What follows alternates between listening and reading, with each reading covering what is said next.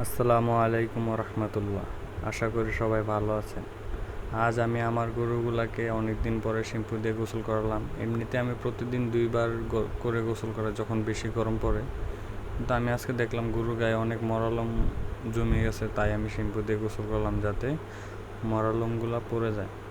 আর সামনে কোরবানিতে গরুকে তো যত্ন নিতে হবে, কারণ সামনে কোরবানিতে যখন বাজার নেব তখন যদি গরুর গায়ে ময়লা থাকে তখন কাস্টমাররা একটু গরু কিনতে একটু ইতস্তত করবে। গরু যদি একটু সুন্দর রাখি বা একটু ভালো করে রাখি, পরিষ্কার রাখি, তখন কাস্টমাররা গরু দেখলে পছন্দ করবে।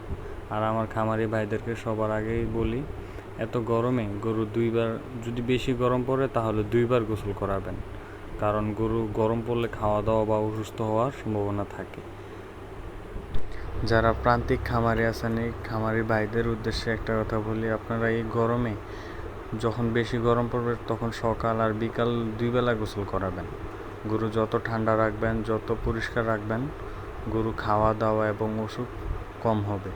আমার অনেক খামারি ভাইদেরকে আমি একটা কথা বলতে দেখি যে আমি গরু খাওয়াই, গরু সব সময় দানাদার অনেক বেশি দেয়, গরু ঠিকমতো ঘাস দেয়, গরু ঠিকমতো খেতে দেয়, কিন্তু আমার গরুর শরীর হয় না কেন?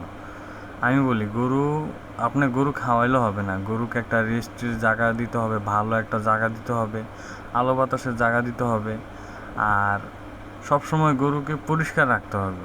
কারণ একটা গরু যখন খাইব তখন শোয়ার সাথে সাথে যাতে সে একটা আরামদায়ক জায়গা পায়। কারণ যদি আমি ঠিকমতো খাওয়া দাওয়া করি, সবসময় ভালো খাই, আমার থাকার জায়গাটা যদি ভালো না থাকে কখনো আমার শরীর হবে না। তেমনি গরুর তেমন কখনো গরুর শরীর হবে না যদি ভালো জায়গা না হয়। যেই কোনো গরু, আপনি গাভী বলেন, ষাঁড় বলেন, হাড্ডি ষাঁড় বলেন বা বাছুর বলেন, আপনারা যদি লাভবান করতে চান, একটা সুন্দর একটা থাকার জায়গা হইতে হইব, যাতে আলো বাতাস ঢুকে। আপনার চারিদিক দিয়ে বেড়া, এটার কোনো সমস্যা নাই, যাতে সবসময় আলো বাতাস আসে, গরুর থাকার জায়গাটা একটু ভালো হয়, একটু ঠান্ডা হয়, গরু একটু নিয়মিত গোসল করানো হয়, দেখবেন এমনিতেই শরীর চলে আসবো গরু। আমি এই গরুগুলো কিনছি বেশি দিন হয় না, আমি রমজানের 15টায় আমি গরুগুলো কিনছি, এর আগের বেচারা আমি গরু বিক্রি করে ফেলছি।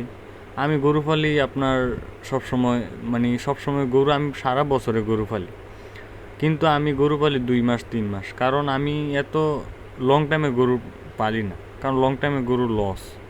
আপনি গরু কিনছেন, 2-3 মাস পালছেন, আমার 10-15 হাজার টাকা লাভ হইলে আপনি বিক্রি করে দেন।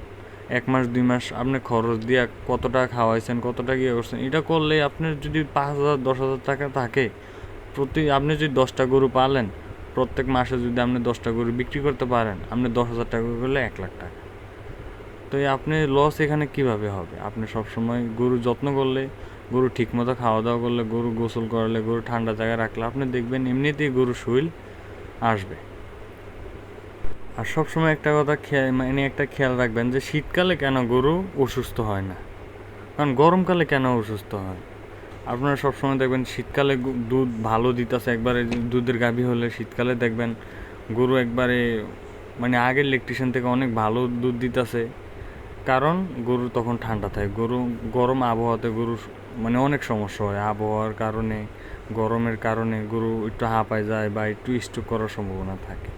যারা এই গরুগুলাকে আপনারা মোটা তাজা করেন, সবসময় আপনার ঠান্ডা জায়গায় রাখার চেষ্টা করবেন, যাতে গরু সবসময় ঠান্ডা থাকে। ফ্যান চালা রাখবেন। এখন তো আগে তো গরু মাঠে ছাইড়া দিত, তখন তো ওইরকম কমার্শিয়ালভাবে ছিল না।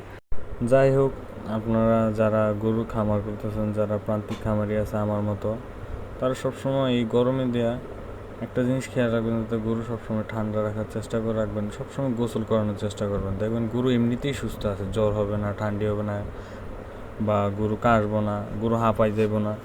গরু সব নিয়মিত গোসল করাবেন, একটু পরিষ্কার রাখবেন, দেখুন গরু একবারে 100% সুস্থ থাকবে। একটু ভালো খানা দিবেন, দেখবেন এমনিতেই গরু মোটা তাজা হয়ে যাবে, এত ডাক্তার লাগবে না। আলহামদুলিল্লাহ যে আমার ফার্মে প্রায় আজকে অনেক বছর কোনো ডাক্তার আসে না, কারণ আমি সবসময় গরু পরিষ্কার রাখি। 1 সপ্তাহ পর পর আমি ব্লিচিং দিয়ে ভালো করে ফ্লোর দিয়ে দেই, তারপরে পটাশ, গরম পানি দিয়ে পটাশ পুরো শরীরে গরুর দিয়ে দেই, যাতে যদি জীবাণু থাকে ওটা ধ্বংস হয়ে যায়। একটা খামারি তখনই খুশি থাকে যখন তার খামারের সব গরু সুস্থ থাকে।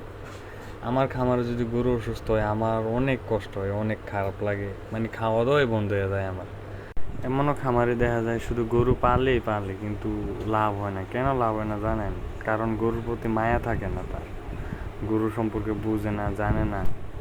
তাই গরু সম্পর্কে না বুঝলে আপনি গরু খামার দিয়ে কোনো কিছুই করতে পারবেন না, গরু লাভবান হতে পারবেন না। গরুর চোখ দেখলে করে দিতে পারবেন যে গরুটা সুস্থ আছে কিনা, না গরু অসুস্থ। গরু মানে কখন কি দরকার ওর চঞ্চলতা দেখলেই বোঝা যায় যে গরুটা সুস্থ আছে না অসুখ, না কি খাওয়া দাওয়া খায় না কি। আর এগুলো আপনি বুঝলে আপনি দেখবেন নিশ্চয়ই গরু লালন পালন করে আপনি লাভবান হইবেন। যারা আমার চ্যানেলে নতুন আছেন তারা আমার চ্যানেলটিকে সাবস্ক্রাইব করবেন। যারা ফেসবুক থেকে দেখছেন তারা আমার ফেসবুক আইডিকে ফলো দিয়ে দিবেন, যাতে আমি আরও প্রতিনিয়ত নতুন নতুন আপনাদেরকে ভিডিও দিতে পারি। আর আজকের জন্য এইটুকুই। আল্লাহ হাফেজ, সবাই ভালো থাকবেন। আসসালামু আলাইকুম।